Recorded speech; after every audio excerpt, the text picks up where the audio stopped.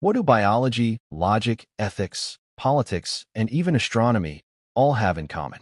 They were all shaped 2,300 years ago by one man, a thinker so brilliant his ideas defined knowledge itself for centuries. His name was Aristotle. Aristotle was born in 384 BCE in the Greek city of Stagira. His father was the royal doctor to the king of Macedon. So from a young age, Aristotle was exposed to science, medicine, and logic.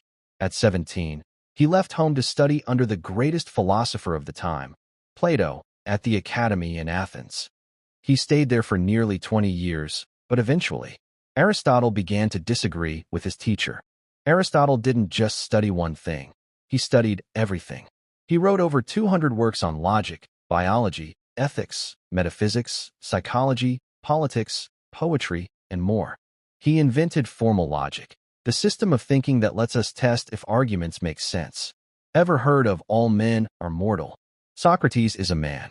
Therefore, Socrates is mortal? That's Aristotle. Biology, classifying life. He dissected animals, observed nature, and created the first system for classifying living things. His work was so thorough, some of it wasn't improved for over 2,000 years. Ethics, the golden mean. In ethics, Aristotle didn't say do whatever feels good.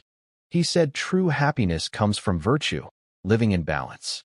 Not too much, not too little, the golden mean. Politics, man is a political animal. He studied governments and asked, what makes a good society? He said laws should help people live good lives, not just serve the powerful. After Aristotle died, his works were forgotten for centuries, until they were rediscovered by scholars in the Islamic world, then translated and spread across Europe. By the Middle Ages, Aristotle was known simply as the philosopher.